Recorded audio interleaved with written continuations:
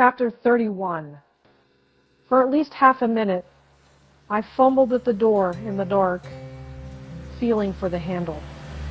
Then, I slowly opened it and walked into the drawing room. Zinaida Fyodorovna was lying on the couch, and raising herself from her elbow, she looked towards me. Unable to bring myself to speak, I walked slowly by, and she followed me with her eyes. I stood for a little time in the dining room and then walked by her again, and she looked at me intently and with perplexity, even with alarm. At last, I stood still and said, with an effort, "He's not coming back." She quickly got onto her feet and looked at me without understanding. "He is not coming back," I repeated, and my heart beat violently. "He will not come back, for he has not left Petersburg. He's staying at Pekarsky's." She understood, and believed me, I saw that from her sudden pallor, and from the way she laid her arms upon her bosom, in terror and entreaty. In one instant, all that had happened of late flashed through her mind. She reflected, and with pitiless clarity, she saw the whole truth. But at the same time, she remembered that I was a flunky, a being of a lower order, a casual stranger, with hair ruffled, with face flushed with fever, perhaps drunk, in a common overcoat, was coarsely intruding into her intimate life, and that offended her. She said to me sternly, "It's not your business. Go away." "Oh, believe me." I cried impetuously, holding out my hands to her. "I am not a footman. I am as free as you." I mentioned my name, and speaking very rapidly, that she might not interrupt me or go away, explained to her who I was and why I was living there. This new discovery struck her more than the first. Till then, she had hoped that her footman had lied or made a mistake or been silly. But now, after my confession, she had no doubts left. From the expression of her unhappy eyes and face, which suddenly lost its softness and beauty and looked old, I saw that she was insufferably miserable, and that the conversation would lead to no good. But I went on impetuously. "The senator and the tour of inspection were invented to deceive you. In January, just as now, he did not go away, but stayed at Pekarsky's. And I saw him every day and took part in the deception. He was weary of you. He hated your presence here. He mocked at you. If you could have heard how he and his friends here jeered at you and your love, you would not have remained here 1 minute. Go away from here. Go away." "Well," she said in a shaking voice, and moved her hand over her hair. "Well, so be it." Her eyes were full of tears, her lips were quivering, and her whole face was strikingly pale and distorted with anger. Orlov's coarse, petty lying revolted her and seemed to her contemptible, ridiculous. She smiled, and I did not like that smile. "Well," she repeated, passing her hand over her hair again, "so be it." He imagines that I shall die of humiliation. And instead of that, I am amused by it. There's no need for him to hide. She walked away from the piano and said, shrugging her shoulders, "There's no need. It would have been simpler to have it out with me instead of keeping it hiding in other people's flats. I have eyes. I saw it myself long ago. I was only waiting for him to come back to have things out once for all." Then she sat down on a low chair by the table and, leaning her head on the arm of the sofa, wept bitterly. In the drawing room, there was only one candle burning in the candelabra, and the chair where she was sitting was in darkness. But I saw how her head and shoulders were quivering, and how her hair, escaping from her combs, covered her neck, her face, her arms. Her quiet, steady weeping, which was not hysterical, but a woman's ordinary weeping, expressed a sense of insult, of wounded pride, of injury, and of something helpless, hopeless, which one could not set right, and to which one could not get used. Her tears stirred an echo in my troubled and suffering heart. I forgot my illness and everything else in the world. I walked about the drawing room and muttered distractedly, "Is this life? Oh, one can't go on living like this. One can't. Oh, it's madness, wickedness, not life." What humiliation, she said through her tears. To live together, to smile at me at the very time when I was burdensome to him, ridiculous in his eyes. Oh, how humiliating. She lifted up her head and, looking at me with tear-stained eyes through her hair, wet with her tears, and pushing it back as it prevented her seeing me, she asked, "They laughed at me? To these men, you were laughable, you and your love and Turgenev. They said your head was full of him. And if we both die at once in despair, that will amuse them too. They will make a funny anecdote of it and tell it at your requiem service. But why talk of them?" Or said impatiently, "We must get away from here. I can't stay here 1 minute longer." She began crying again while I walked to the piano and sat down. "What are we waiting for?" I asked dejectedly. "It's 2:00. "I am not waiting for anything," she said. "I am utterly lost." "Why do you talk like that?" "We had better consider together what we are to do. Neither you nor I can stay here. Where do you intend to go?" Suddenly, there was a ring at the bell. My heart stood still. Could it be Orlov, to whom perhaps Kukushkin had complained of me? How should we meet? I went to open the door. It was Polya. She came in shaking the snow off her pelisse and went into her room without saying a word to me.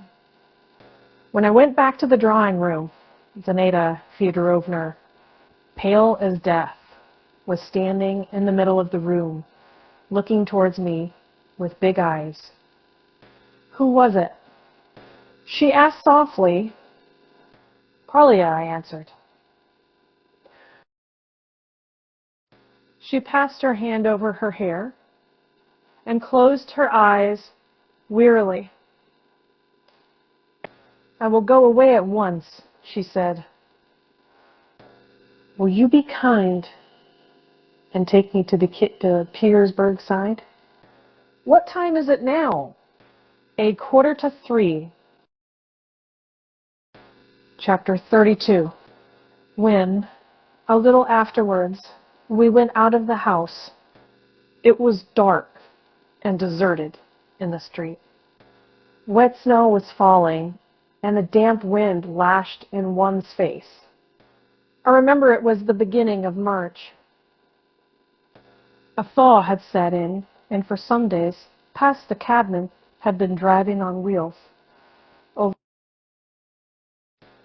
Under the impression of the back stairs, of the cold, of the midnight darkness, and the porter in his sheepskin who had questioned us before letting us out of the gate, Zinaida Fyodorovna was utterly cast down and dispirited.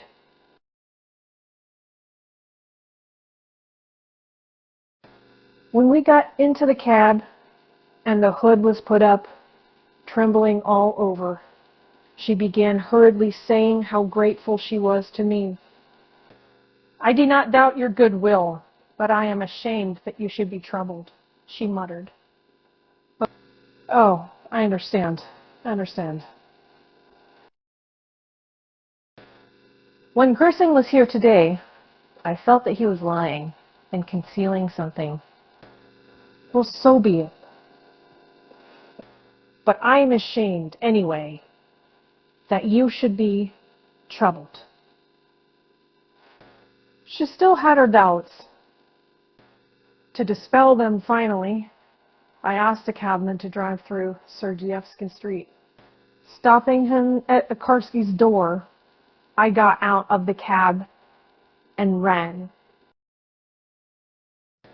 When the porter came to the door, I asked aloud that Zinaida Fyodorovna might hear whether Georgy Ivanitch was at home. Yes, was the answer. He came in half an hour ago. He must be in bed by now. What do you want? Zinaida Fyodorovna could not refrain from putting her head out. Has Georgy Ivanitch been staying here long? She asked. Going on for 3 weeks, and he's not been away. No, answered the porter, looking at me with surprise. Tell him early tomorrow, I said, that his sister has arrived from Warsaw. Goodbye. Goodbye. Then we drove on. The cab had no apron. The snow fell on us in big flakes, and the wind, especially on the Neva, pierced us through and through. I began to feel as though we had been driving for a long time, that for ages we had been suffering, and that for ages I had been listening to Zinaida Fyodorovna's shuddering breath. In semi-delirium, as though half asleep, I looked back upon my strange, incoherent life, and for some reason recalled the melodrama, The Parisian Beggars, which I had seen once or twice in my childhood. And when to shake off that sunny delirium, I peeked out from the hood and saw the dawn. All the images of the past, all my misty thoughts, for some reason, blended in me into one distinct, overpowering thought. Everything was irrevocably over for Zinaida Fyodorovna and for me. This was as certain a conviction as though the cold blue sky contained a prophecy. But a minute later, I was already thinking of something else and believed differently. What am I now? Said Zinaida Fyodorovna in a voice husky with the cold and the damp. Where am I to go? What am I to do? Grizin told me to go into a nunnery. Oh, I would. I would change my dress, my face, my name, my thoughts, everything, and would hide myself forever. But they will not take me into a nunnery. I am with child, and we will go abroad together tomorrow, I said.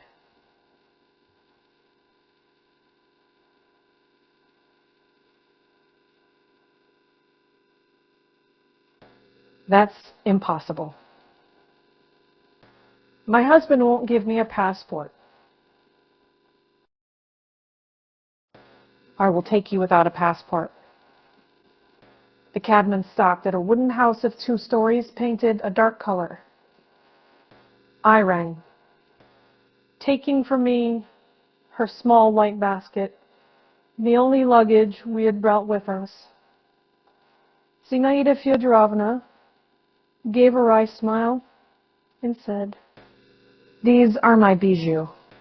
But she was so weak that she could not carry these bijoux. It was a long while before the door was open. After the 3rd or 4th ring, a light gleamed in the windows, and there was a sound of steps, coughing and whispering. At last, the key grated in the lock, and a stout peasant woman with a frightened red face appeared at the door. Some distance behind her stood a thin little old woman with short gray hair, carrying a candle in her hand. Zinaida Fyodorovna ran into the passage and flung her arms round the old woman's neck. "Nina, I've been deceived," she sobbed loudly.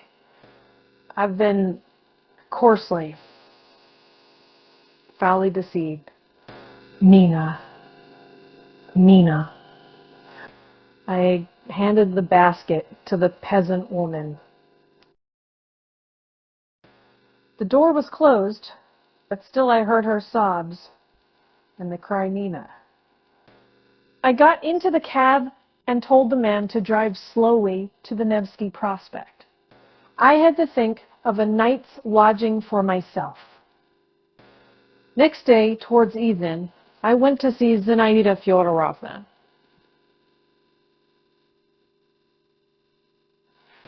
She was terribly changed. There were no traces of tears on her pale, terribly sunken face, and her expression was different. I don't know whether it was that I saw her, now in different surroundings, far from luxurious, and that our relations were by now different, or perhaps that intense grief had already set its mark upon her. She did not strike me as so elegant and well-dressed as before. Her figure seemed smaller. There was an abruptness and excessive nervousness about her, as though she were in a hurry. And there was not the same softness even in her smile. I was dressed in an expensive suit which I had bought during the day.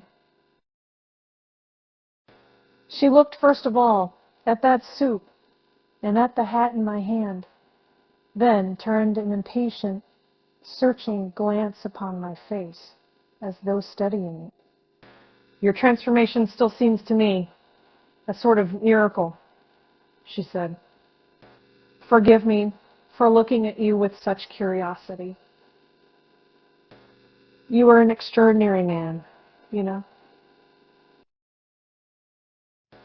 I told her again who I was and why I was living at Orlov's. And I told her at greater length and in more detail than the day before. She listened with great attention and said, without letting me finish, everything there is over for me. You know, I could not refrain from writing a letter. Here's the answer.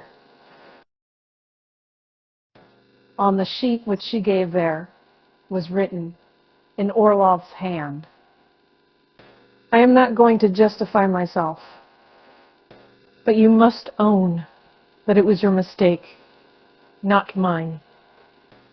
You need to use them, as mother as you are. As you know, what else? Yours sincerely, Gops. I am sending on your things. The trunks and baskets dispatched by Orlov were standing in the passage. My poor little portmanteau was there beside them.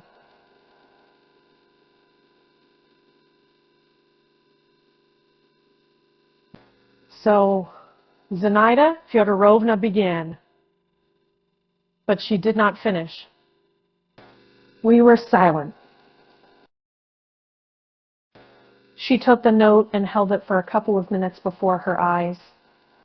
And during that time, her face wore the same haughty, contemptuous, proud, and harsh expression as the day before at the beginning of our explanation. Tears came into her eyes, not timid, bitter tears, but proud, angry tears. Listen, she said, getting up abruptly and moving away to the window that I might not see her face. I had made up my mind to go abroad with you tomorrow. I am very glad. I am ready to go today. Accept me as a recruit. Have you read Balzac? She asked, suddenly turning round. Have you? At the end of his novel Perigorio, the hero looks down upon Paris from the top of a hill and threatens the town. Now we shall settle our account. And after this, he begins a new life. So when I look out of the train window at Petersburg for the last time, I shall say, now we shall settle our account. Saying this, she smiled at her jest, and for some reason shuddered all over. Chapter 33. At Venice, we had an attack of pleurisy. Venice? Probably I had caught cold in the evening when we were rowing from the station to the Hotel Bauer. I had to take to my bed and stay there for a fortnight.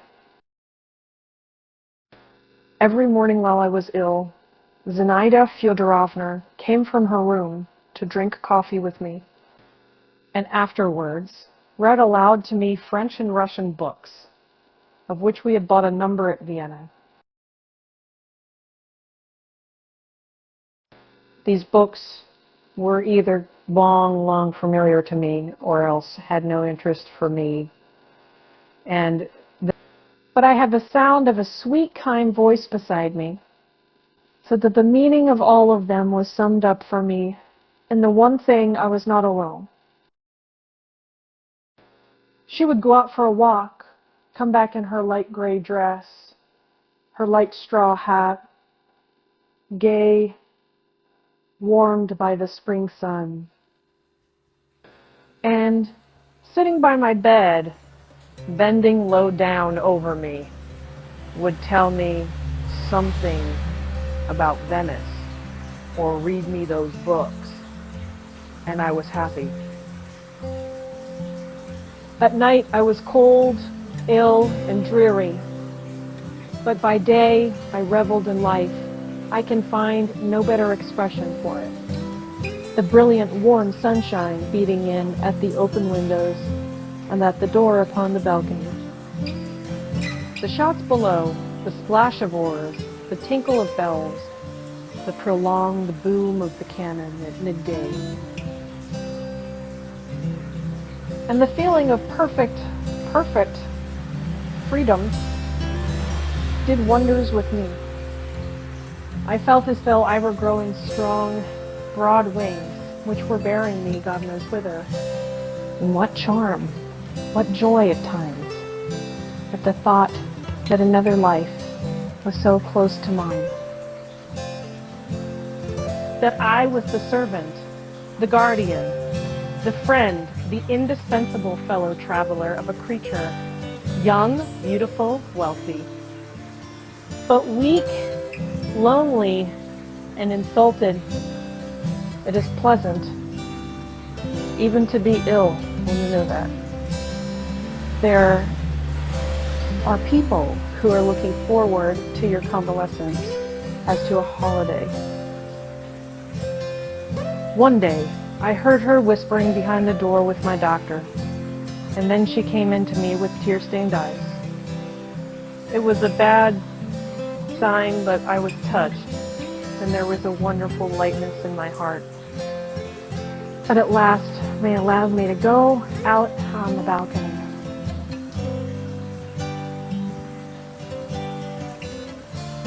The sunshine and the breeze and the sea caressed and fondled my sick body.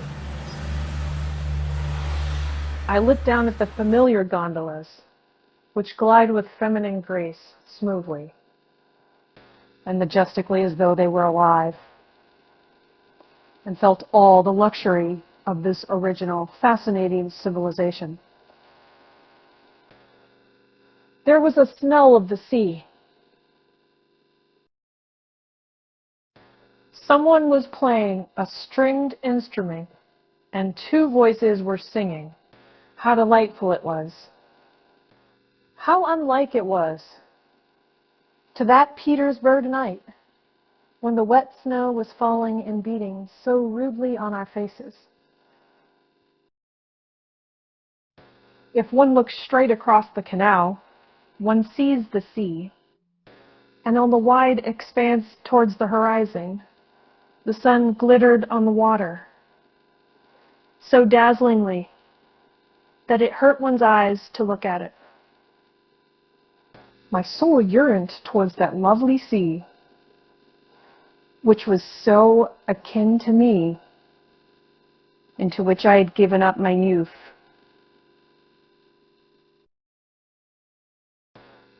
I longed to live, and nothing more. A fortnight later, I began walking freely. I loved to sit in the sun and to listen to the gondoliers without understanding them, and for hours together to gaze at the little house where, they said, Desdemona lived, a naive, mournful little house with a demure expression. As light as lace, so light that it looked as though one could lift it from its place with one hand. I stood for a long time by the tomb of Canova and could not take my eyes off the melancholy lion. And in the palace of the Doge, I was always drawn to the corner where the portrait of the unhappy Marino Faliero was painted over with plaque. It's fine to be an artist, a poet, a dramatist, I thought. But since that is not vouchsafed to me, if only I could go in for mysticism. If only I had a grain of some faith to add to the unruffled peace and serenity that fills the soul. In the evening, we ate oysters, drank wine, and went out in a gondola. I remember our black gondola swayed softly in the same place, while the water faintly gurgled under it. Here and there, the reflection of the stars and the lights on the bank quivered and trembled. Not far from us in a gondola, hung with colored lanterns which were reflected in the water, there were people singing. The sounds of guitars, of violins, of mandolins, of men's and women's voices were audible in the dark. Zinaida Fyodorovna, pale, with a grave, almost stern face, was sitting beside me, compressing her lips and clenching her hands. She was thinking about something. She did not stir an eyelash, nor hear me. Her face, her attitude, and her fixed, expressionless gaze, and her incredibly miserable, dreadful, and icy cold memories.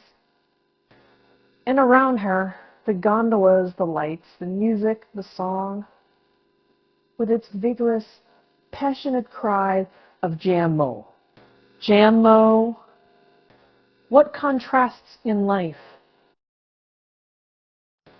When she sat like that, with tightly clasped hands, stony, mournful, I used to feel as though we were both characters in some novel, in the old-fashioned style called the ill-fated, the abandoned, or something of the sort. Both of us. She, the ill-fated, the abandoned. And I, the faithful, devoted friend, the dreamer.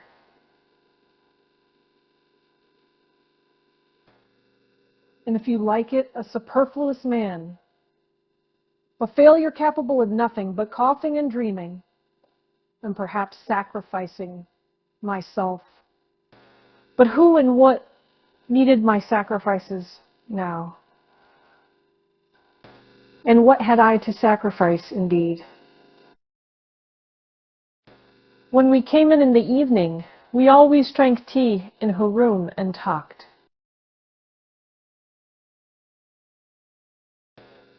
We did not after reels, not trees head as sit at our work to each other, or not safely is stated in the contrary. For some reason, I felt a positive pleasure in telling her about my life at Olov's, or referring openly to relations which I knew, and which could not have been concealed from me. At moments, I hated you, I said to her. When he was capricious, condescending, told you lies, I marveled how it was you did not see, did not understand, when it was all so clear. You kissed his hands. You knelt to him. You flattered him. When I kissed his hands and knelt to him, I loved him. She said, blushing crimson. Hadn't have been so difficult to see through him. A fine sphinx. A sphinx indeed. A camera junker. I reproach you for nothing. God forbid, I went on, feeling I was coarse, but I had not the tact, the delicacy, which are so essential when you have to do with a fellow creature's soul. In early days before I knew her, I had not noticed this defect in myself. But how could you fail to see what he was? I went on, speaking more softly and more diffidently, however. You mean to say you despise my past? And you are right, she said, deeply stirred.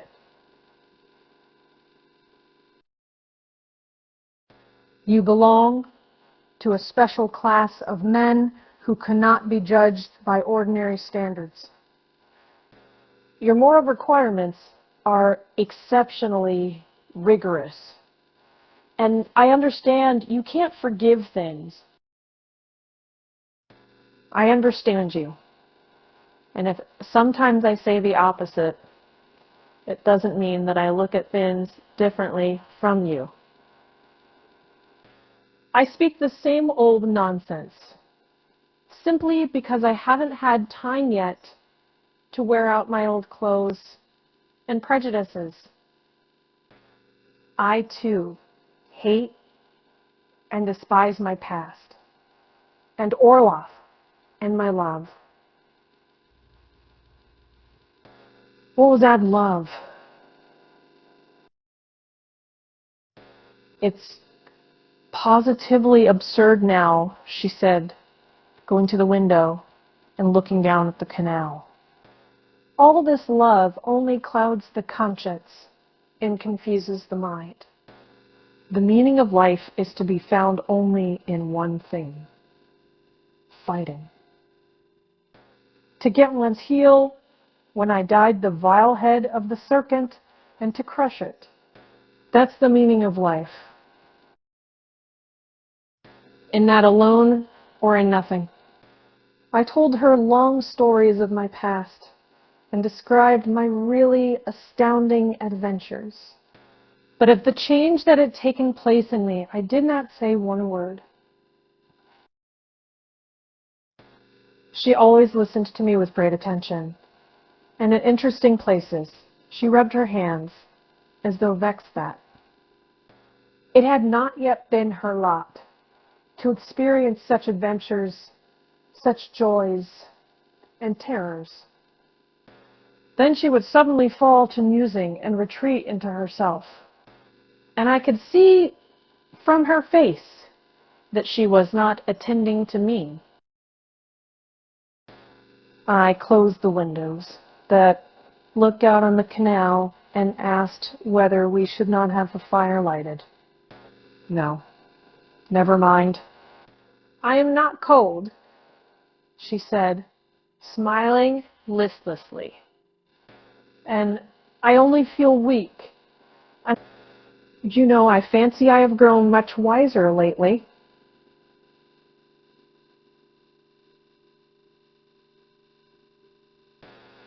I have extraordinary original ideas. When I think of my past, of my life, then people in general, in fact, it is all summed up for me in the image of my stepmother. Coarse, insolent, soulless, false, depraved, and a morphia maniac too. My father, who was feeble and weak-willed, married my mother for her money and drove her into consumption.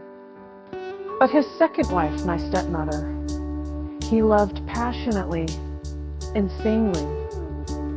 What I had to put up with. But what is the use of talking? And so, as I say, it is all summed up in her image. And it vexes me that my stepmother is dead. I should like to meet her now. Why? I don't know. She answered with a laugh and a graceful movement of her head. Good night. You must get well. As soon as you are well, we'll take up our work. It's time to begin. After I had said good night and had my hand on the door handle, she said, "What do you think? Is Polly still living there?" "Probably." And I went off to my room. So we spent a whole month. One gray morning, when we both stood at my window, looking at the clouds which were moving up from the sea, and at the darkening canal, expecting every minute that it would pour with rain. And when a thick, narrow streak of rain covered the sea as though with a muslin veil. We both felt suddenly dreary. The same day, we both set off for Florence. Chapter 34. It was autumn at Nice.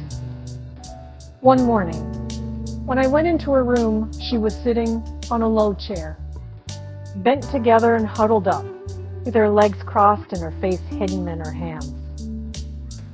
She was weeping some bitterly, with sobs, and her long, unbrushed hair fell on her knees. The impression of the exquisite, marvelous sea, which I'd only just seen, and of which I wanted to tell her, left me all at once, and my heart ached. "What is it?" I asked. She took one hand from her face and motioned me to go away. "What is it?" I repeated, and for the first time during our acquaintance. I kissed her hand. "No, it's nothing. Nothing," she said quickly. "Oh, it's nothing. Nothing. Go away. You see, I am not dressed." I went out overwhelmed. The calm and serene mood in which I have been for so long is poisoned by compassion. I had a passionate longing to fall at her feet, to entreat her not to weep in solitude, but to share her grief with me, and the monotonous murmur of the sea already sounded a gloomy prophecy in my ears. And I foresaw fresh tears, fresh troubles, and fresh losses in the future. What is she crying about? What is it? I wondered, recalling her face and her agonized look. I remembered she was with child. She tried to conceal her condition from other people and also from herself. At home, she went about in a loose wrapper or in a blouse with extremely full folds over the bosom. And when she went out anywhere, she laced herself in so tightly that on 2 occasions she fainted when we were out. She never spoke to me of her condition, and when I hinted that it might be as well to see a doctor, she flushed crimson and said not a word. When I went to see her next time, she was already dressed and had her hair done. There, I said, seeing that she was ready to cry again. We had better go to the sea and have a talk. I can't talk. Forgive me. I am in the mood now when one wants to be alone. And if you please, Radomir Ivanitch, another time you want to come into my room, be so good as to give a knock at the door. That "be so good" had a peculiar unfeminine sound. I went away. My accursed Petersburg mood came back, and all my dreams were crushed and crumpled up like leaves by the heat. I felt I was alone again, and there was no nearness between us.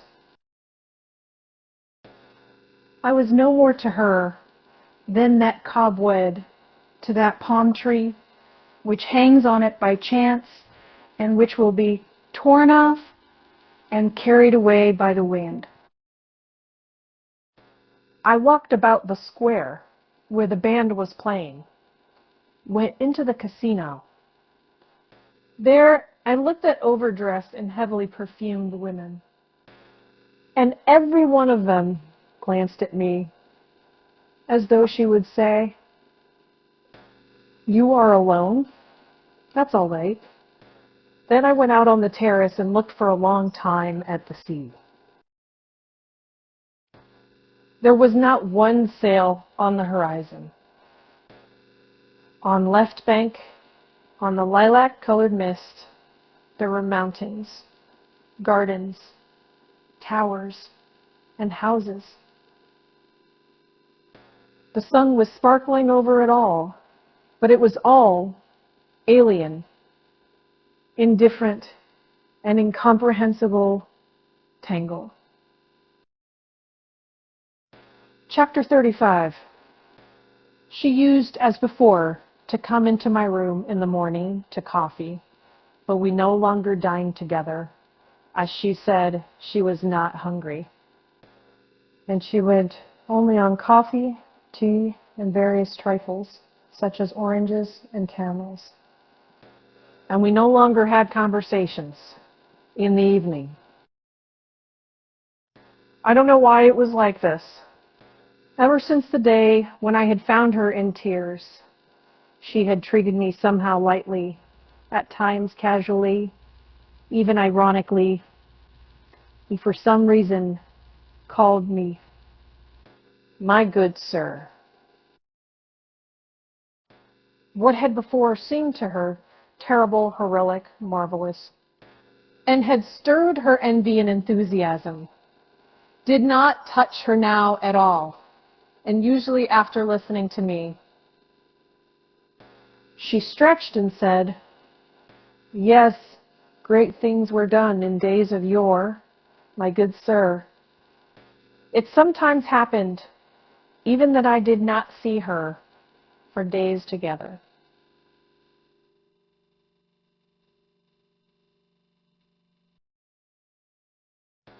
I would knock timidly and guiltily at her door and get no answer. I would knock. Again, still silence. I would stand near the door and listen. Then the chambermaid would pass and say coldly, "Madame est partie." Then I would walk about the passages of the hotel. Walk and walk. English people, full-bosomed ladies, waiters and swallowtails. And as I keep gazing at the long striped rug that stretches the whole length of the corridor, the idea occurs to me that I am playing in the life of this woman. A strange, probably false part. And that it is beyond my power to alter that part. I run to my room and fall on my bed and think and think and can come to no conclusion, and all that is clear to me is that I want to live. And that the plainer and the colder and the harder her face grows, the nearer she is to me, and the more intensely and painfully I feel our kinship. Never mind, my good sir. Never mind her light, careless tone. And never mind anything you like. Only don't leave me, my treasure. I am afraid to be alone. Then I go out into the corridor again. Listen in a tremor. I have no dinner. I don't notice the approach of evening. At last, about 11, I hear the familiar footsteps. And after the turn near the stairs, Zinaida Fyodorovna comes into sight. "Are you taking a walk?" she would ask as she passes me. "You had better go out into the air." "Goodbye," But shall we not meet again today? I think it's late. But as you like. Tell me, where have you been? I would ask, following her into the room. Where? To Monte Carlo. She took 10 gold coins out of her pocket and said, "Look, my good sir, I have won."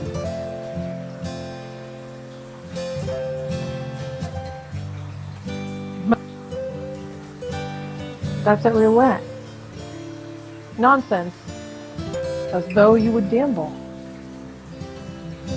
Why not? I'm going again tomorrow.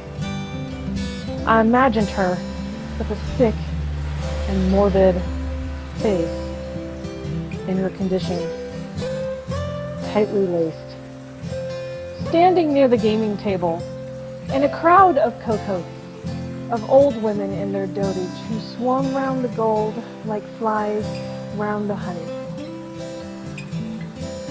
I remembered she had gone off to Monte Carlo for some reason in secret from me. "I don't believe you," I said one day. "You wouldn't go there. Don't agitate yourself. I can't lose much. It's not the question of what you lose," I said with annoyance.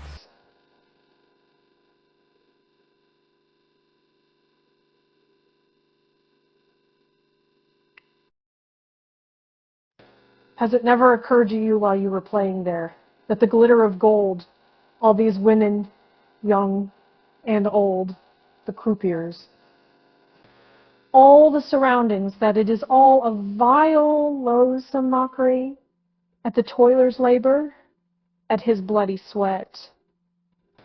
If one doesn't play, what is one to do here? She asked. The toiler's labor and his bloody sweat. Now, that eloquence you can put off till another time. But now, since you have begun, let me go on. Let me ask you bluntly, what is there for me to do here? And what am I to do? What are you to do? I said, shrugging my shoulders. That's a question that can't be answered straight off. I beg you to answer me honestly, Vladimir Ivanitch. She said, and her face looked angry. Once I've brought myself to ask you this question, I am not going to listen to stock phrases. I am asking you, she went on, beating her hand on the table, as though marking time. What ought I to do here? And not only here at nice, but in general? I did not speak, but looked out of window to the sea. My heart was beating terribly. Vladimir Ivanitch, she said softly and breathlessly.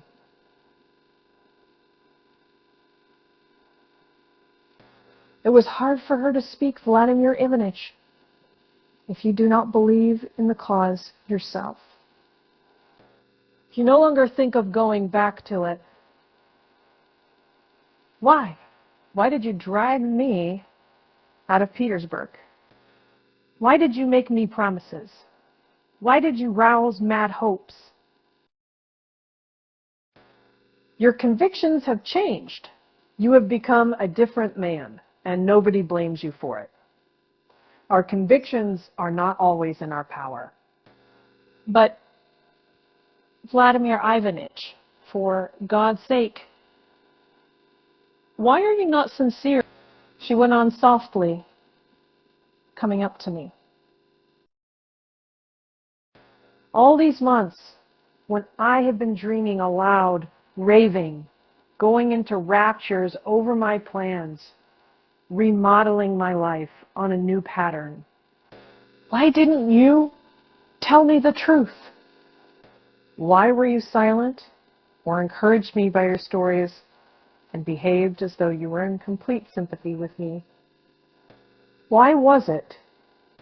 Why was it necessary? It's difficult to acknowledge one's bankruptcy, I said, turning round, but not looking at her. Yes, I have no faith. I am worn out. I have lost heart. It is difficult to be truthful, very difficult. And I held my tongue. And God forbid that anyone should have to go through what I had been through.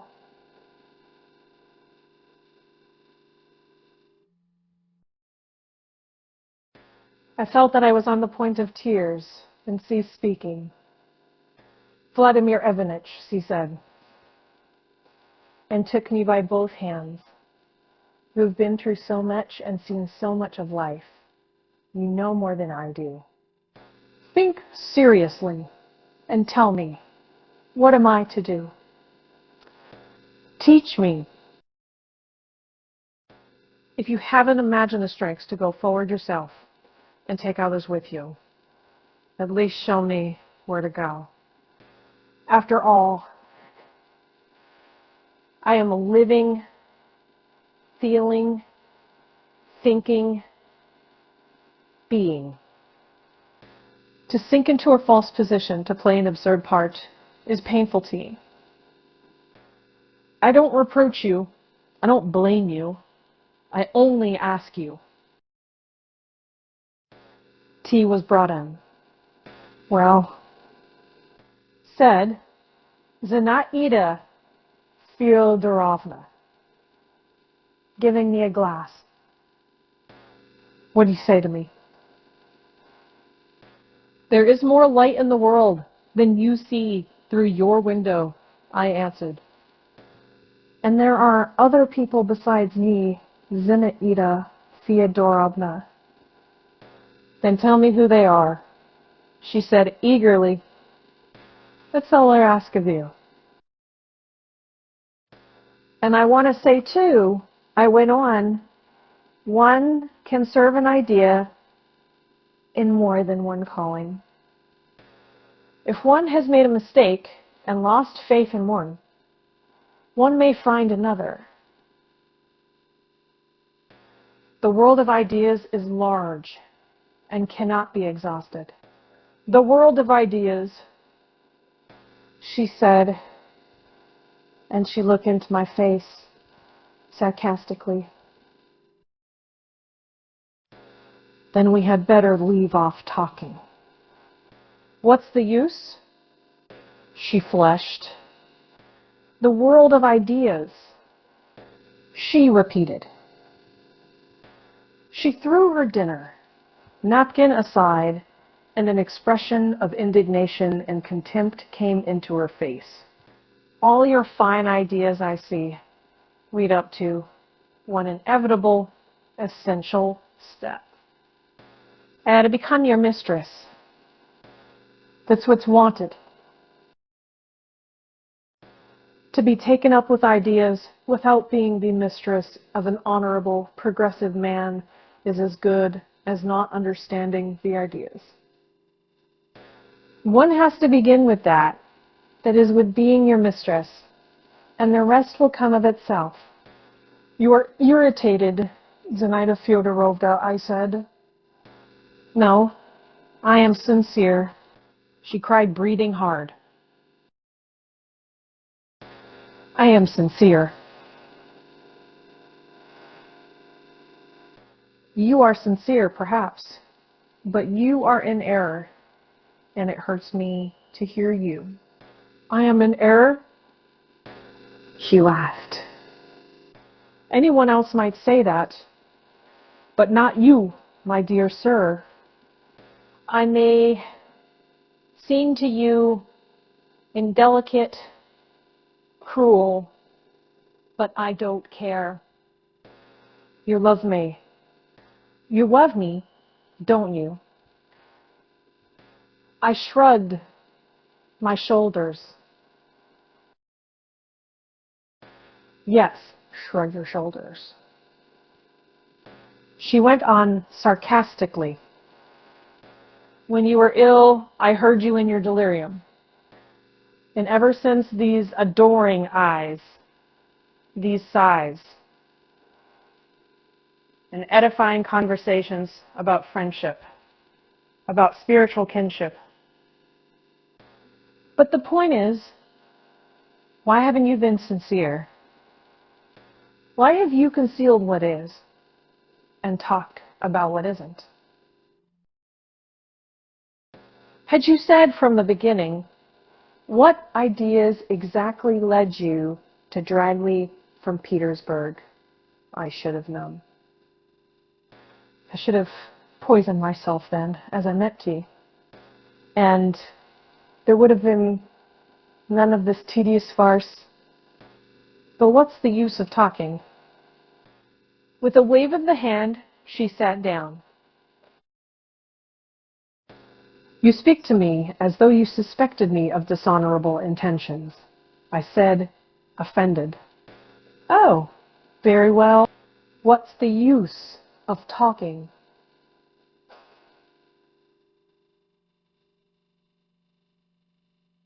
I don't suspect you of intentions, but of having no intentions. And if you had any, I should have known them by now. You had nothing but ideas and love. For the present, ideas and love. And in prospect, me as your mistress. That's in the order of things both in life and in novels. Here you abused him, she said, and she slapped the table with her hand. But one can't help agreeing with him. He has good reasons for despising these ideas. He does not despise ideas. He is afraid of them. I cried. He is a coward and a liar. Oh, very well. He is a coward and a liar, and deceived me. And you? Excuse my frankness. What are you? He deceived me, and left me to take my chance in Petersburg. And you have deceived me, and abandoned me here. But he did not mix up ideas with his deceit, and you. For goodness sake, why are you saying this? I cried in horror, wringing my hands and going up to her quickly. No, Zinaida Fyodorovna, this is cynicism. You must not be so despairing.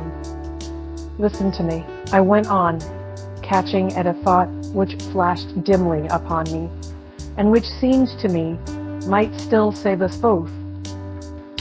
Listen!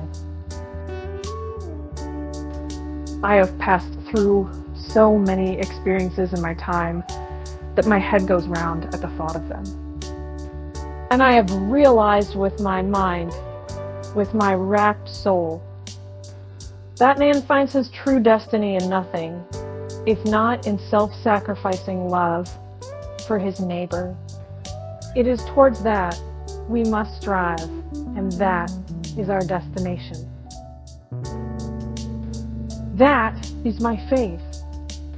I wanted to go on to speak of mercy, of forgiveness, but there was an insincere note in my voice, and I was embarrassed. I want to live.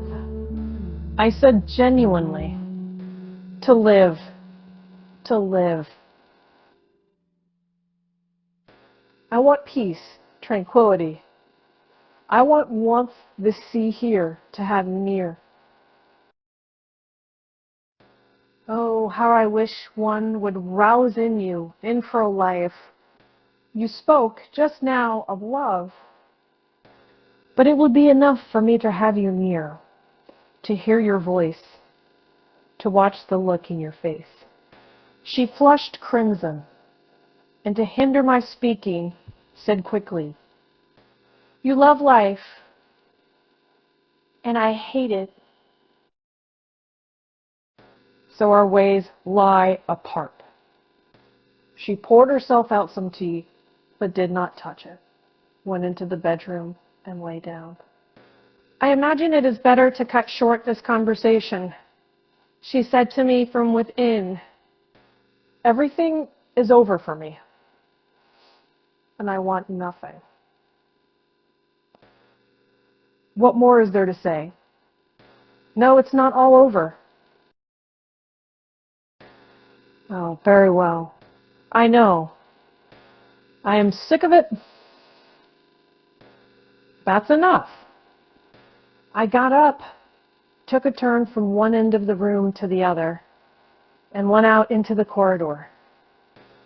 When late at night, I went to her door and listened. I distinctly heard her crying. Next morning, the waiter, handing me a clothes, informed me with a smile that the lady in number 13 was confined. I dressed somehow, and almost fainting with terror, ran to Zinaida Fyodorovna. In her room, I found a law, a midwife, and an elderly Russian lady from Kharkov, called Darya Mihailovna. There was a smell of ether. I had scarcely crossed the threshold when from the room where she was lying, I heard a low, plaintive moan, and as though it wasn't wafted me by the wind from Russia. And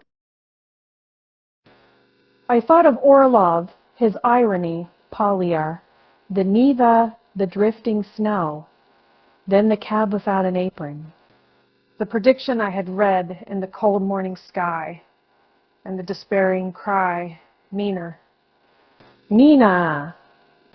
"Go into her," said the lady. I went in to see Zinaida Fyodorovna, feeling as though I were the father of the child.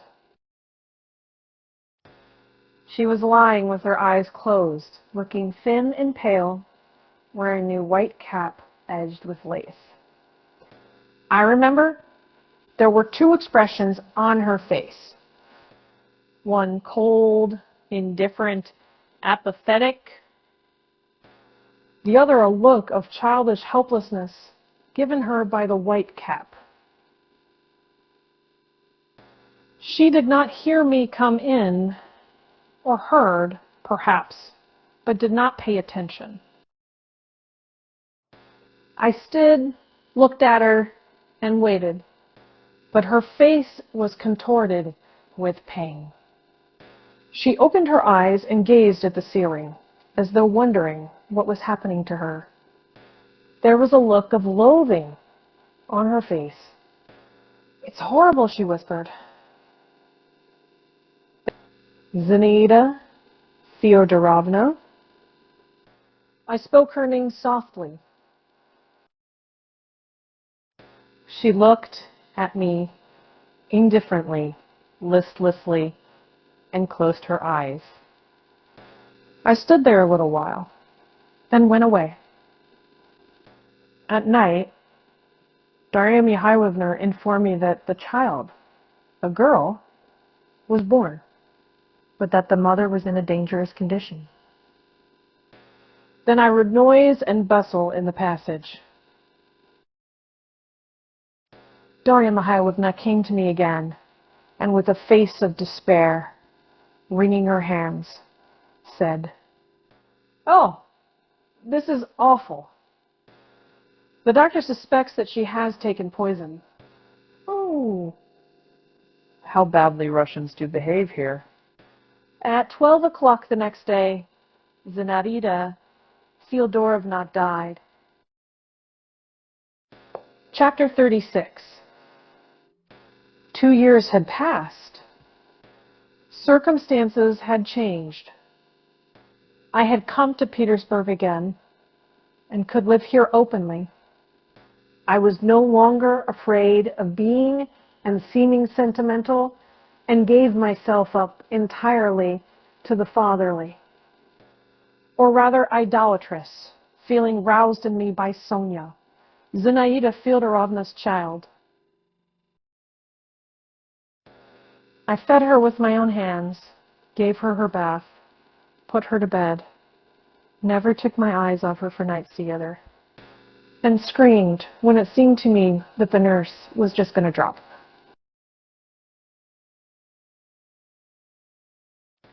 My thirst for normal, ordinary life became stronger and more acute as time went on. But wider visions stopped short at Sonia, as though I had found in her at last just what I needed. I loved the child madly. In her, I saw the continuation of my life, and it was not exactly that I fancied, but I felt, I almost believed, that when I had cast off at last my long, bony, bearded frame, I should go on living in those little blue eyes, that silky flaxen hair, those dimpled pink hands which stroked my face so lovingly and were clasped round my neck. Sonia's future made me anxious. Orlov was her father. In her birth certificate, she was called Krasnovsky, and the only person who knew of her existence. And took and kissed in her, that is, I was at death's door. I had to think about her seriously.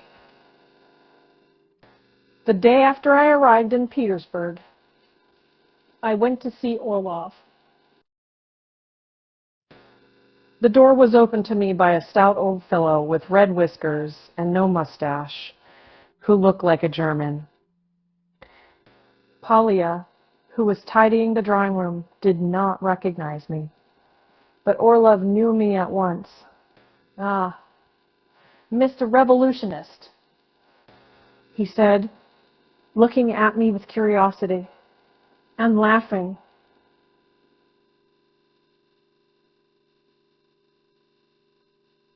"What fate has brought you?"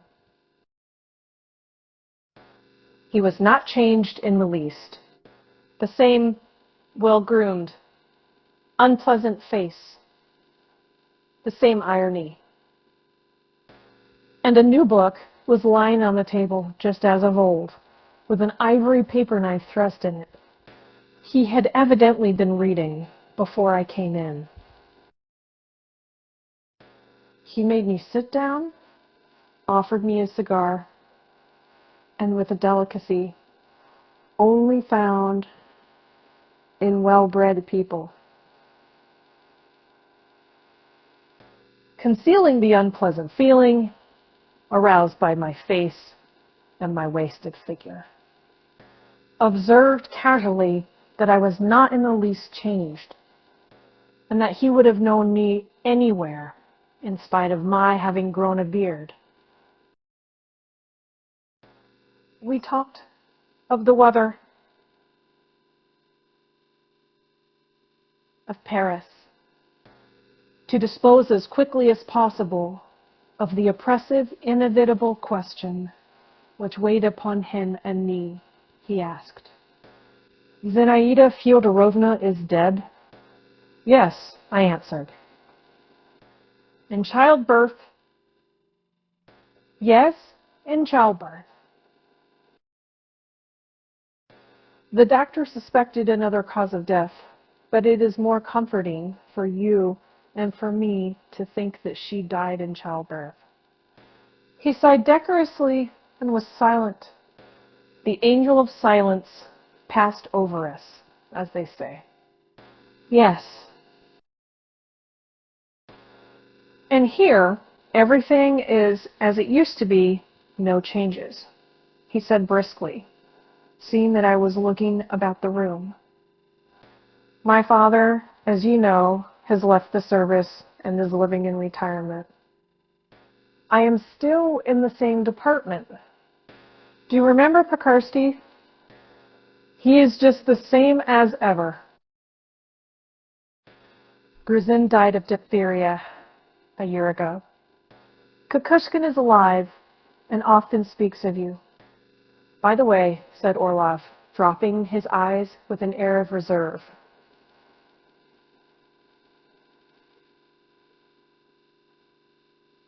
When Kukushkin heard who you were, he began telling everyone you had attacked him and tried to murder him, and that he only just escaped with his life. I did not speak. Old servants do not forget their masters. It's very nice of you, said Orlov, jocosely. Will you have some wine and some coffee, though? I will tell them to make some. No, thank you. I've come to see you about a very important matter. Georgy Ivanitch. I am not very fond of important matters, but I shall be glad to be of service to you. What do you want?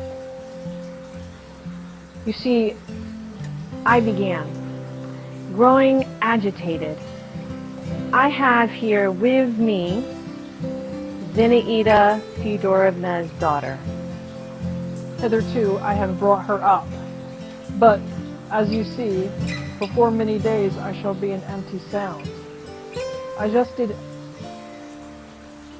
should like to die with the thought that she is provided for. Orlov colored a little, frowned a little, and took a cursory and sullen glance at me. He was unpleasantly affected. Not so much by the important matter as by my words about death, about becoming an empty sound. Yes, it must be thought about, he said, screening his eyes as though from the sun. Thank you. You say it's a girl? Yes, a girl. A wonderful child. Yes.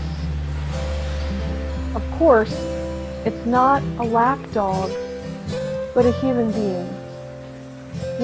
I understand we must consider it seriously. I am prepared to do my part, and I'm very grateful to you. He got up, walked about, biting his nails, and stopped before a picture. We must think about it, he said in a hollow voice, standing with his back to me. I shall go to Pekarsky's today, and will ask him to go to Krasnovsky's. I don't think he will make much ado about consenting to take the child. But excuse me, I don't see what Krasnovsky has got to do with it. I said, also getting up and walking to a picture at the other end of the room. Bechibos's name, of course, said Orlov. Yes, he may be legally obliged to accept the child. I don't know. But I came to you, Georgy Ivanitch, not to discuss the legal aspect. Yes, you are right. He agreed, briskly. I believe I am talking nonsense. But don't excite yourself. We will decide the matter to our mutual satisfaction. If one thing won't do, we'll try another, and if that won't do, we'll try a third one way or another. This delicate question shall be settled. So that's the Pekarsky will arrange it all. Be so good as to leave me your address. And I will let you know at once what we decide.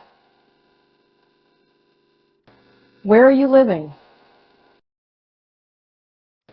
Orlov wrote down my address, sighed, and said with a smile, "Oh, Lord, what a job it is to be the father of a little daughter. But Bukarsky will arrange it all. He is a sensible man." "Did you stay long in Paris?" 2 months. We were silent.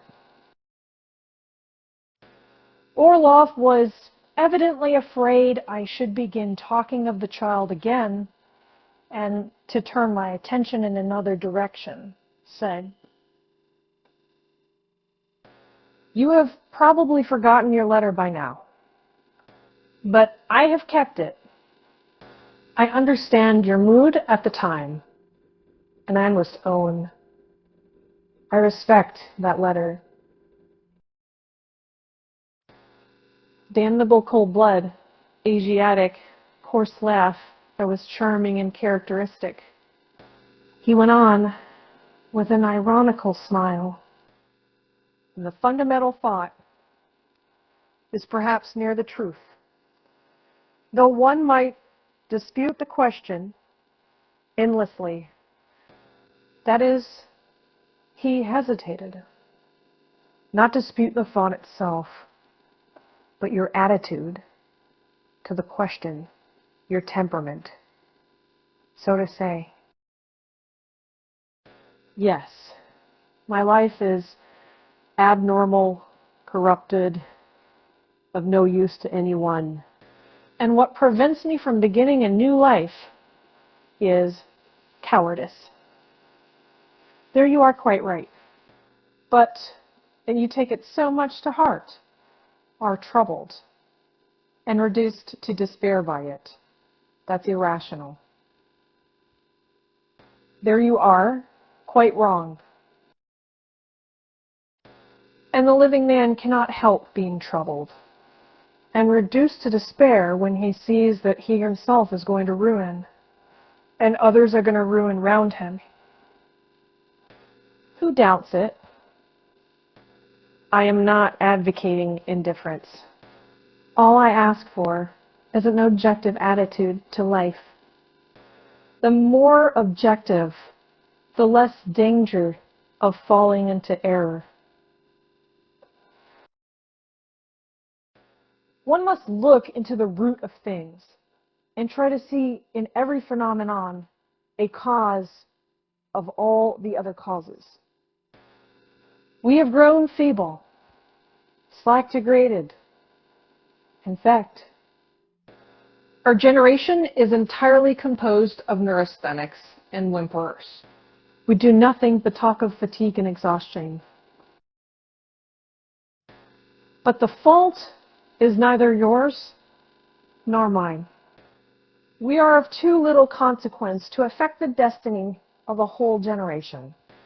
We must suppose for that larger, more general causes with a solid raison d'etre from the biological point of view. We are neurasthenics, flabby renegades, but perhaps it's necessary and of service for generations that will come after us. Not one hair falls from the head without the will of the Heavenly Father, in other words. Nothing happens by chance in nature and in human environment. Everything has its cause and is inevitable. And if so, why should we worry and write despairing letters? That's all very well, I said, thinking a little. I believe it will be easier and clearer for the generations to come. Our experience will be at their service. But one wants to live apart from future generations. And not only for their sake. Life is only given us once, and one wants to live it boldly, with full consciousness in duty. One wants to play a striking, independent, noble part. One wants to make history so that those generations may not have the right to say of each of us that we were non-entities or worse. I believe what is going on about us is inevitable, and not without a purpose. But what have I to do with that inevitability? Why should my ego be lost? Well, there's no help for it, sighed Orlov, getting up and, as it were, giving me to understand that our conversation was over. I took my hat. We've only been sitting here half an hour, and how many questions we have settled. When you come to think of it, said Orlov, seeing me into the hall. So, I will see to that matter. I will see Pekarsky today. Don't be uneasy. He stood waiting while I put on my coat, and was obviously relieved at the feeling that I was going away. Georgy Ivanitch, give me back my letter, I said. Certainly. He went to his study, and a minute later returned with the letter. I thanked him and went away. The next day I got a letter from him.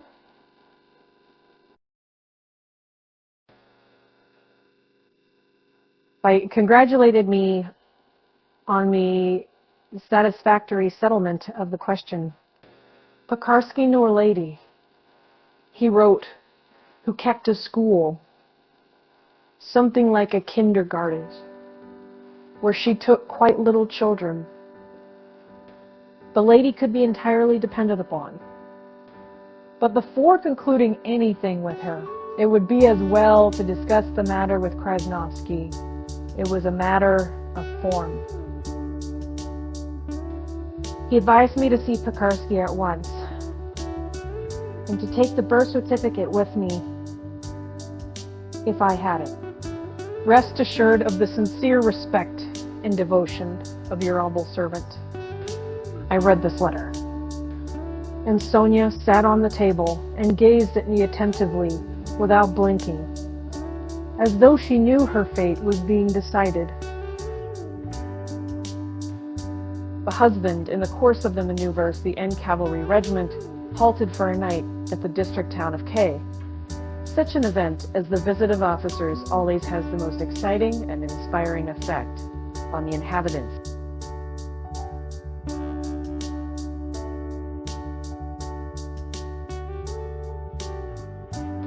The shopkeeper's dream of getting rid of the rusty sausages and best brand sardines that had been lying for 10 years on their shelves at the inns. In restaurants, keep open all night the military commandant, his secretary, and the local garrison put on their best uniforms.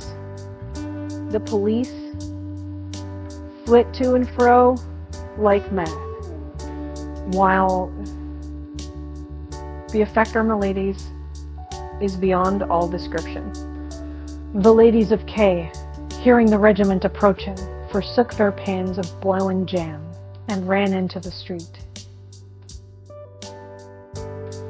Forgetting their morning dishabille and general untidiness, they rushed breathless with excitement to meet the regiment and listened greedily to the band playing the march. Looking at their pale, ecstatic faces, one might have thought those strains came from some heavenly choir rather than from the military brass band. The regiment, they cried joyfully. The regiment is coming. What could this unknown regiment that came by chance today and would depart at dawn tomorrow mean to them? Afterwards, when the officers were standing in the middle of the square and with their hands behind them discussing the question of billets, all the ladies were gathered together at the examining magistrates and vying with one another in their criticisms of the regiment.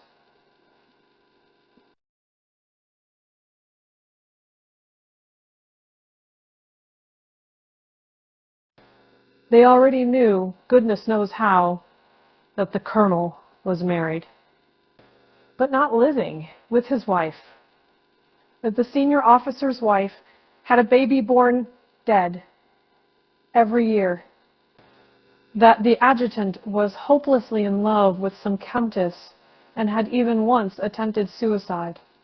They knew everything.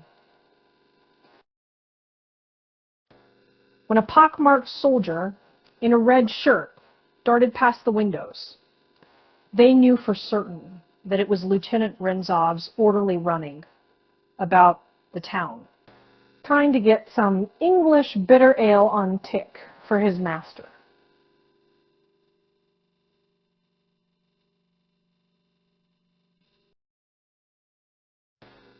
They had only caught a passing glimpse of the officers' backs, but had already decided that there was not one handsome or interesting man among them. Having talked to their heart's content, they sent for the military commandant and the committee of the club and instructed them at all costs to make arrangements for a dance. Their wishes were carried out. At 9 o'clock in the evening, the military band was playing in the street before the club, while in the club itself, the officers were dancing with the ladies of K. The ladies felt as though they were on wings.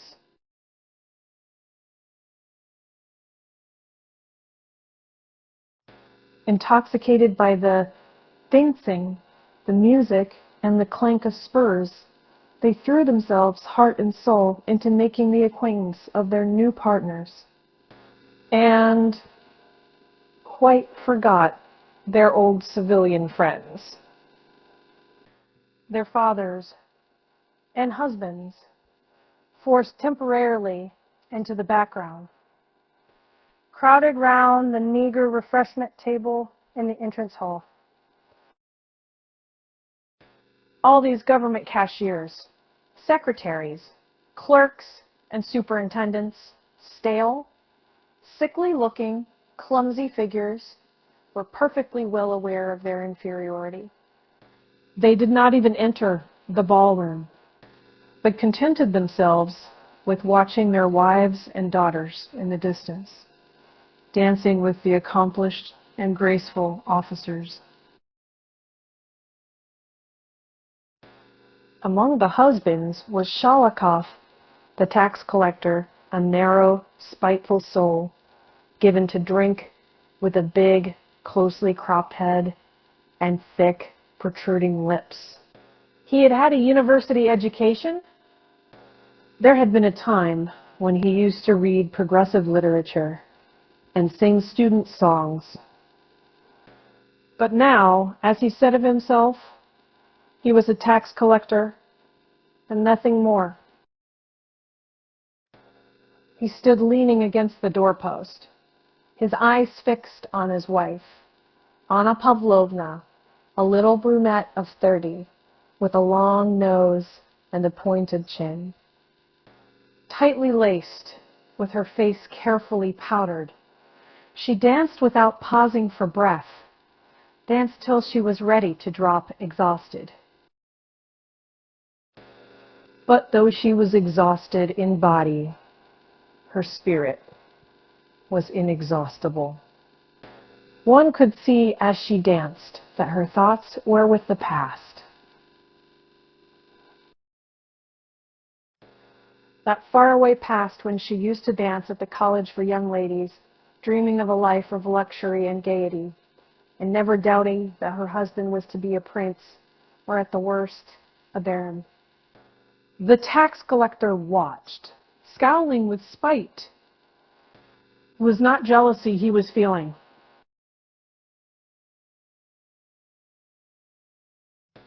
He was ill-humored first because the room was taken up with dancing. And there was nowhere he could play a game of cards.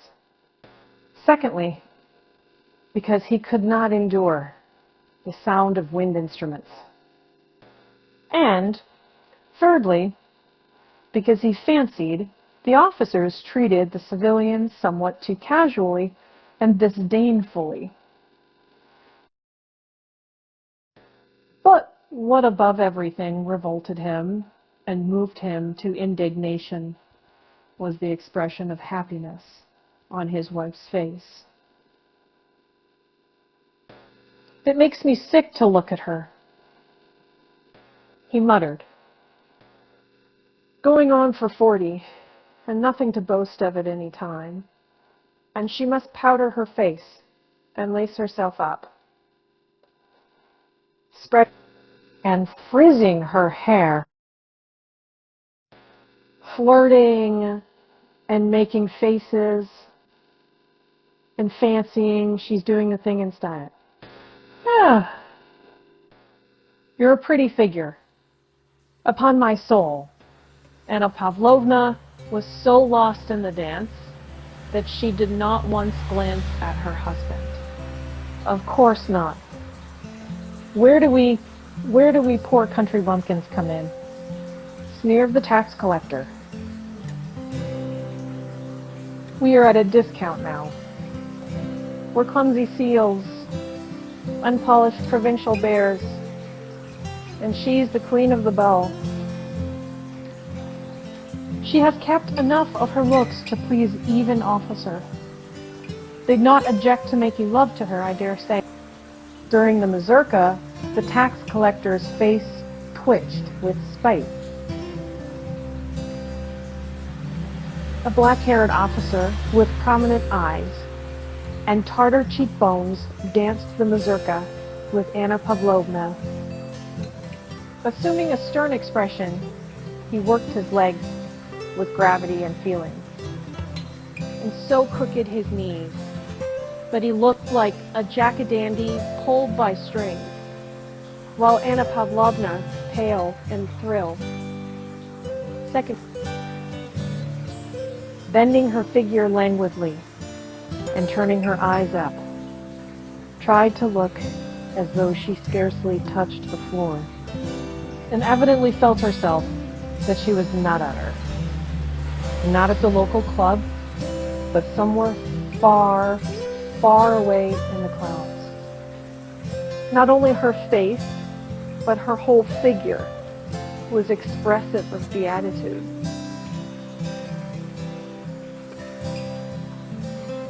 The tax collector could endure it no longer. He felt a desire to jeer at that beatitude, to make Anna Pavlovna feel that she had forgotten herself, that life was by no means so delightful as she fancied now in her excitement. You wait. I'll teach you to smile so blissfully, he muttered. You're not a boarding school miss. You're not a girl. An old fright ought to realize she was a fright. Petty feelings of envy, vexation, wounded vanity,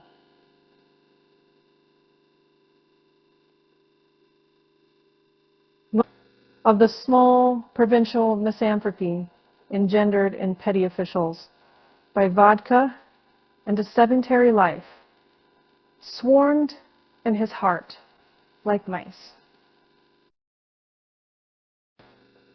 Waiting for the end of the mazurka, he went into the hall and walked up to his wife.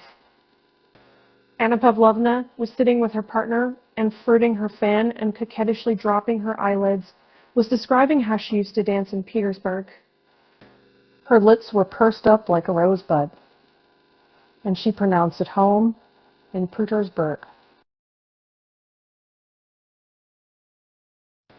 Anyuta, let's go home, croaked the tax collector. Seeing her husband standing before her, Anna Pavlovna started as though recalling the fact that she had a husband. Then she flushed all over. She felt ashamed that she had such a sickly-looking, ill-humored, ordinary husband. "Let us go home," repeated the tax collector. "Why? It's quite early."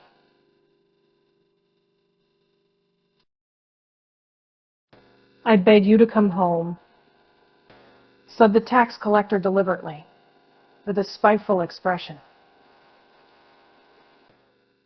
"Why? Has anything happened?" Anna Pavlovna asked in a flutter. "Nothing has happened, but I wish you to go home at once." "I wish it. That's enough. And without further talk, please." Anna Pavlovna was not afraid of her husband, but she felt ashamed on account of her partner, who was looking at her husband with surprise and amusement. She got up and moved a little apart with her husband. "What notion is this?" she began. "Why, go home." "Why? It's not 11 o'clock. I wish it, and that's enough.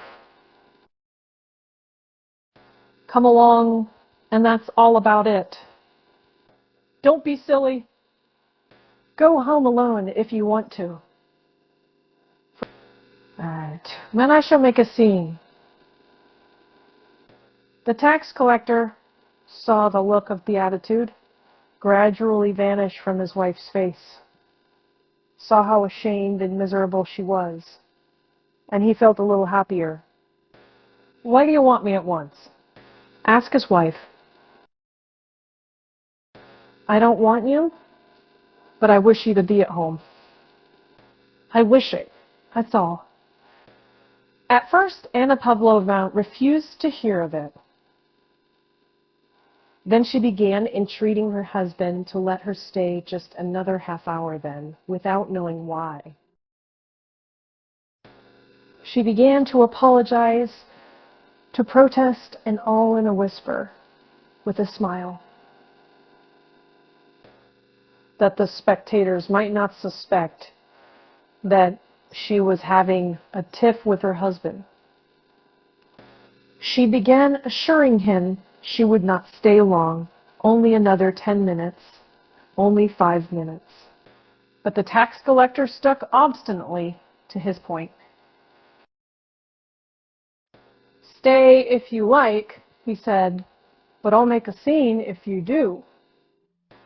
And as she talked to her husband, Anna Pavlovna looked thinner, older, plainer, pale, biting her lips, and almost crying.